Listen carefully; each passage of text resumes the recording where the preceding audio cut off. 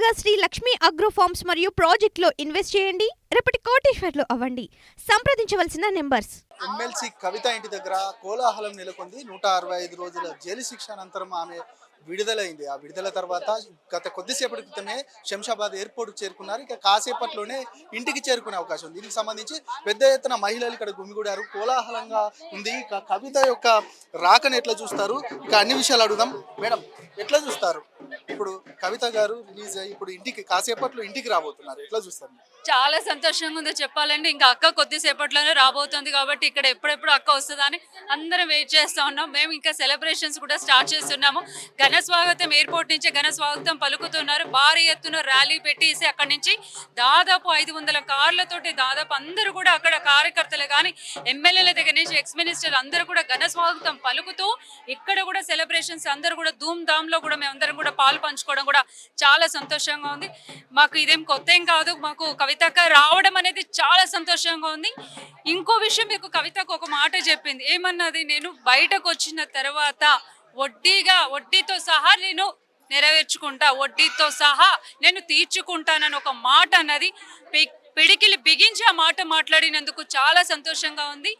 మాకు మళ్ళీ ఈ తెలంగాణ దగ్గర నుంచి మాకు జాగృతి దగ్గర నుంచి బతుకమ్మ ఏ విధంగా అయితే మేము స్టార్ట్ చేస్తున్నామో అదే విధంగా ఇప్పుడు రానున్న దసరా దగ్గర నుంచి కూడా మేము మొదలు పెడతామని తెలంగాణ ఆడబిడ్డలందరూ కూడా చాలా సంతోషంగా ఎదురు చూస్తూ ఉన్నారు. ఆమె రిలీజ్ కి సంబంధించి వివిధ పార్టీలు డిఫరెంట్ గా స్పందిస్తున్నాయి. ఇక బీజేపీకి సంబంధించి బండి సంజయ్, ఇక కాంగ్రెస్ వెనకాలండి ఆమె రిలీజ్ కి సహకరించింది అనేది బండి సంజయ్ మాట్లాడుతూ ఉన్నారు. కాంగ్రెస్ వాళ్ళు ఏమంటున్నారంటే బీజేపీ ఆమె రిలీజ్ కి సహాయపడ్డదని పూర్తిగా వాళ్ళు విమర్శిస్తున్నారు. దీన్ని ఎట్లా చూస్తారు? అసలు బండి సంజయ్కి నేను ఒకటే మాట చెప్తున్నా, అసలు సెంట్రల్ మినిస్టర్ ఏ విధంగా ఇచ్చారనేది నాకు నిజంగా చాలా చెప్పాలంటే చిన్న సిల్లీగా ఉంది. అని ఏ విధంగా చెప్తాడు?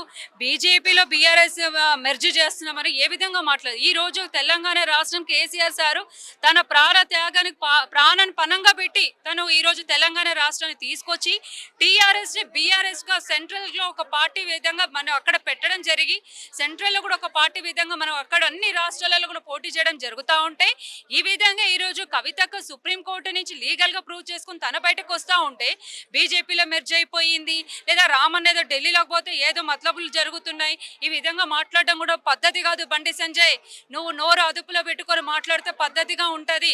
ఒక ఆడబిడ్డ లీగల్ గా ప్రూవ్ చేసుకొని కడిగిన ముత్యంలాగా ఏ విధంగా అయితే బయటకు వచ్చిందో తను ఒకటే ఒక్క మాట, నేను కేసీఆర్ బిడ్డని, 18 సంవత్సరాలు రాజకీయంలో ఉన్నాను, నేను తప్పు చెయ్యలేదు, నన్ను రాజకీయ కుట్రగా నిర్బంధించడం జరిగింది, నిర్బంధించిన విషయంలో నన్ను ఏ విధంగా అసలే నేను మొండిదాన్ని, అందులో ఇంకా జగమొండిని తయారు చేశారు, అందుకే వడ్డీతో సహా నన్ను ఏ విధంగా అయితే ఈ ఒత్తిడికి నా కుటుంబాన్ని నా పిల్లలతో నా భర్తతో పాటు దూరంగా చేసినందుకు ఖచ్చితంగా ఈ విషయంలో వాళ్ళ విషయంలో నేను కక్షపూరితంగా తీర్తానని పిడికిలు బిగించి మరి తను ఈ మాట చెప్పిందంటే తన మనసులో 166 రోజుల దగ్గర నుంచి ఈ రోజు తను తిహార్ జైల్లో ఉండి ఒక్కొక్క రోజు తను పోరాడుతూ బయటకు రావాలనే ప్రయత్నం చేసిన, కానీ కడిగిన ముత్యం అన్న మాట నిజంగా వాస్తవానికి సుప్రీంకోర్టులో ఆధారపూరితంగా ఏవి లేకున్నందుకు ఈరోజు లీగల్ గా బెయిల్ ఇస్తా ఉంటే బండి సంజయ్ మా బీజేపీలో మెర్జ్ అవుతుందని మాట్లాడుతున్నాడా?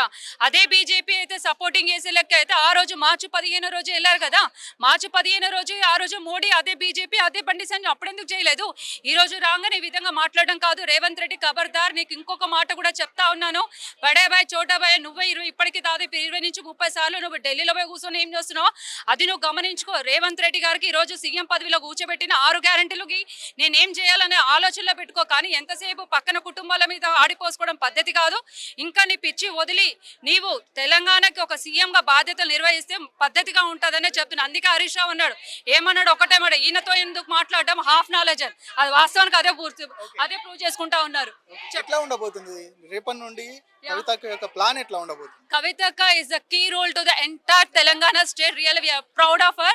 నిజంగా ఒక తెలంగాణ ఆడబిడ్డ ఇంత ఏ విధంగా అయితే లీగల్ గా ప్రూవ్ చేసుకొని వచ్చినందుకు తెలంగాణ స్టేట్ కు ఒక కీ రోల్ గా తనని ముందుకు పెట్టి తను మాకు ఇప్పటి నుంచి యావత్ తెలంగాణ ఆడబిడ్డలు కానీ అన్నతమ్ములు కానీ మాకు ఒక బూస్టింగ్ లో మాకు ఒక సపోర్టింగ్ గా ముందుకు వచ్చినందుకు ఇక్కడి నుంచి మీరు గుర్తుపెట్టుకోండి, కేసీఆర్ సార్ ఇన్ని రోజులు కనబడలేదు, తన కూతురు వచ్చినదా ఇక్కడి నుంచి ఇప్పటిదాకా ఒక ఎత్తు, ఇక్కడి నుంచి ఒక ఎత్తుగా బూస్టింగ్ లెవెల్లో ప్రతి ఒక్క ఎవరైతే రాజకీయంగా ఎన్నెన్ని మాటలు కలవకుంట్ల కుటుంబాన్ని అన్నారో అంతే విధంగా మేము కక్షపూరితంగా నిజంగా మేము సాధించుకొని మా కక్ష ఏదుందో దాన్ని ప్రూవ్ చేసుకునే తీరుతాం.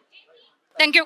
మొత్తానికి ఆ, ఖచ్చితంగా కడిగిన ముత్యంలాగా కవిత బయటకు వచ్చింది. ఖచ్చితంగా ఎవరెవరైతే మమ్మల్ని ఇబ్బంది పెట్టారో వారందరినీ కూడా లెక్కలు ఉన్నాయో ఆ లెక్కల్ని ఖచ్చితంగా రేపటి నుండి మేము వారి పైన ఖచ్చితంగా చేస్తామంటూ కూడా చెప్తా ఉన్నారు. ఇక మనం చూస్తా ఉన్నాం మొత్తానికి ఒక కోలాహల వాతావరణం మాత్రం కనబడతా ఉంది. ఖచ్చితంగా ఆమెకి ఘన స్వాగతం పలకడానికి మాత్రం ఇక్కడ చాలా పెద్ద ఎత్తున మహిళలు వచ్చిన సందర్భం మనం చూస్తా ఉన్నాం.